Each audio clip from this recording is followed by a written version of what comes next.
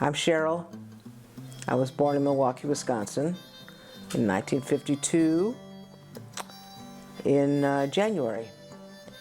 And yeah, I lived my whole life in Milwaukee. When I was about 17, I was in the car with my mother, and someone pulled out in front of her, and she was so mad. She went, "That Mumser?" And I thought, oh, I like that sound. And so then I had a t-shirt made that said Mumser, and I started wearing it. And people started calling me Mumser, and it's been that long since I've been known as Mumser. And so for the curious out there, Mumser is a Yiddish term for a little bastard. You could, so my mom was using it as a, angry, and later on I found out that people could use it as a term of endearment, like you little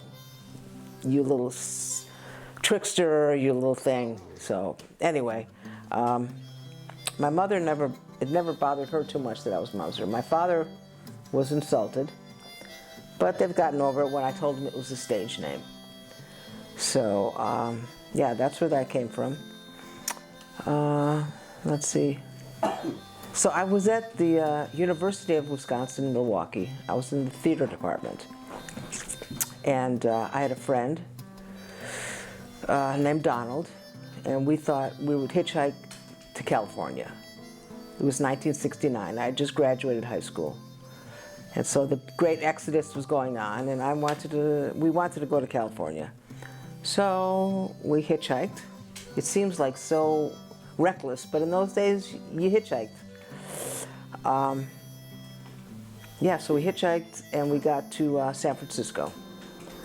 And I lived with Donald and another Donald, the three of us, we had a flat. I think it was $200 a month. And yeah, it was great. I had different jobs. I sold encyclopedias for a moment. That was ridiculous. But then I was working at the gas station, and every day I'd walk by this gas station to go to my job selling encyclopedias. And I saw these women were working there, and I became friends with them. And one of them is Bear, who you probably know her around here from K-Mud and whatnot. Anyway, she and Kathy, our other friend, had a place in their apartment, in their flat, and they invited me to go move in. So I was thrilled, and I went and moved in. Yeah, Bear's lifelong friend. I mean, how many years is that? Almost 50? Close, 40 at least. So we were friends, and we were just living the lifestyle in San Francisco. I loved it, it was like gay bars everywhere. I could be free. It was like a kid in a candy store being in San Francisco, and it was wild days. It was a lot of fun. And I was playing harmonica, and I was in different bands with different women. We played at the bars and stuff, and it was great.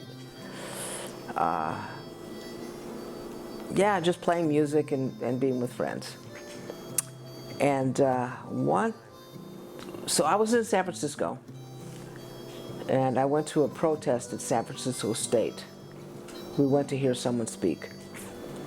And at a certain point, it was just getting way too wordy and way too kind of boring.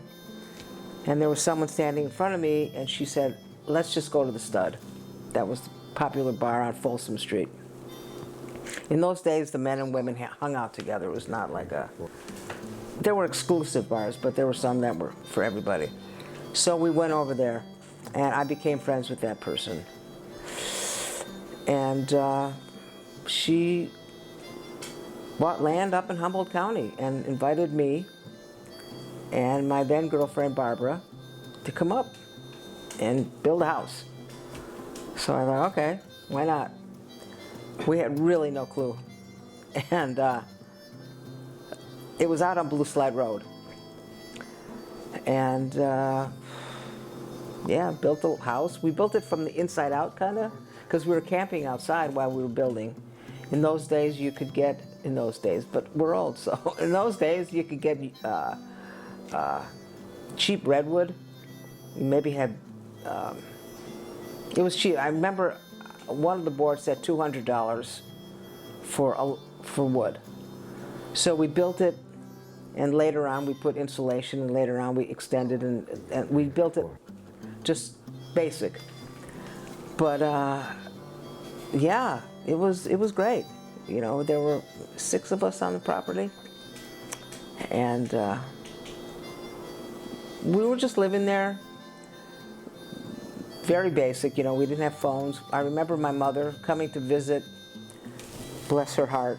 You know, I had kerosene lamps, and one time she was on the doors, on the steps to my house, and a bat flew by.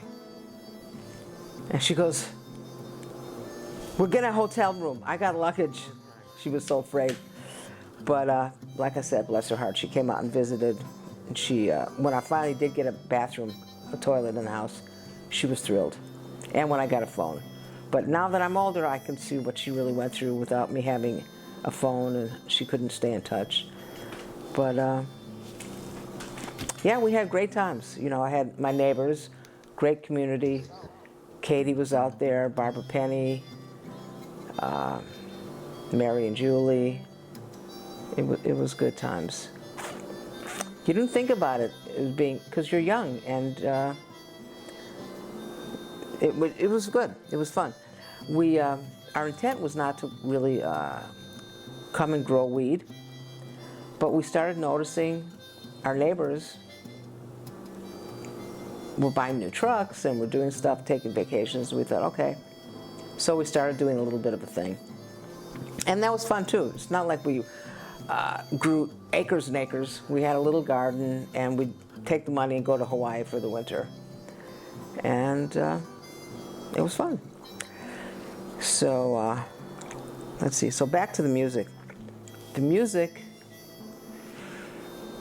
that's what I really miss with this pandemic, is being able to jam with people and perform. Yeah, playing with people in a band is like, you're in a relationship. And I had, you know, the bands with Ann and Banana were great, and Jessie, Mary Harmon, different guitar players. But yeah, Anna can do it all. She's such a, and she and Jessie would always do harmony for me. So as long as I could just stay on my note, they made me sound great, because they can do beautiful harmony. And let's see, we were Moo-Moo and the Creamers, and I showed you the poster. We played at Rock and Reggae before it was Reggae on the River. And we played at the Fireman's Hall. It still is. There was a music festival, a women's music festival. I don't know if you remember it or not, but it was at Beginnings. And we had it outside, and it was great. This community has always embraced me and my music, and I'm so grateful for it. You know, I'm not the best harp player or the best singer, but it's heartfelt. I could even start crying, because the joy I get and the joy people get, it's a mutual experience, and it's wonderful. So right now, I'm playing with the Funnicators. It's Michael Curran and Robbie McKee and Damien Roomets. And those guys are great. I'm blessed to play with them. They're just really good guys. And someday we'll play again. But yeah, so back, I flip-flop a lot, you know, just whatever. Anyway, so I lived out on Blue Slide Road for 30 some years. And then the property got sold. I was kind of ready to move into town anyway, because it was just getting kind of hard, just physically. And so anyway, so the property got sold, and then I was lucky enough, a miracle, grateful every day to get this house here in Redway. It's got a view. It's easy, turn the heat on. I can, go do different things easily. And it worked out. Like my friend Donna says, I landed butter side up. And that's a great Southern expression, because I did, and I'm grateful and blessed. I'm close to my friends here, and my town friends or my friends in the hills can always come here if they want. I'm across the street from the Redwoods Rural, so if they have an appointment, they can come here and rest. I just turned 69.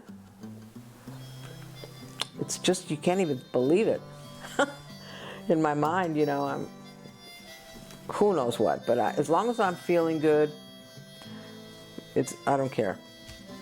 Oh, and about getting this place, I have to say a credit goes to the credit union, because I had to go before a committee to get the loan.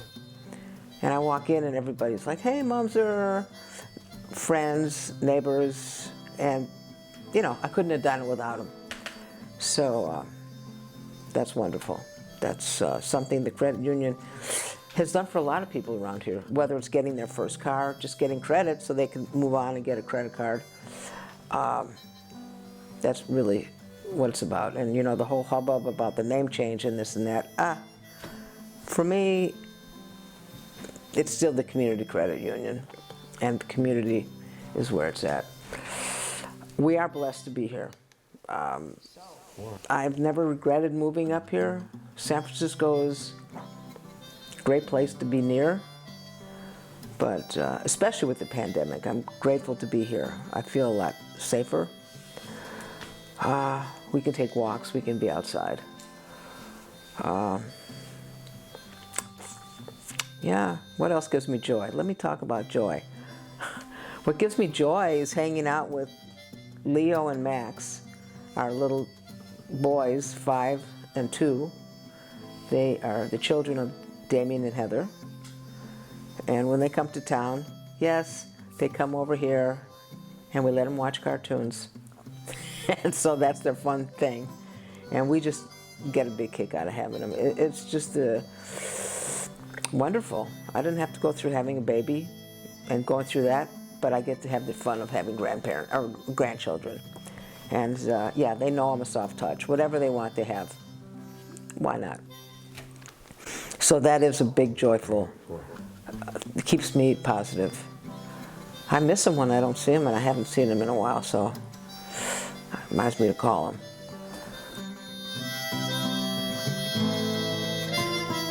Yeah, well, maybe we'll do a little. Well, in the editing, we could do one song, and you could talk about how you did harmonica, and then we could do a blues song after that or something, just to make it people. Okay. So you can start that, right? I'm just gonna adjust this. I just hit the bar, right? No, you gotta hit. Here, I'll do it. You gotta hit the red button.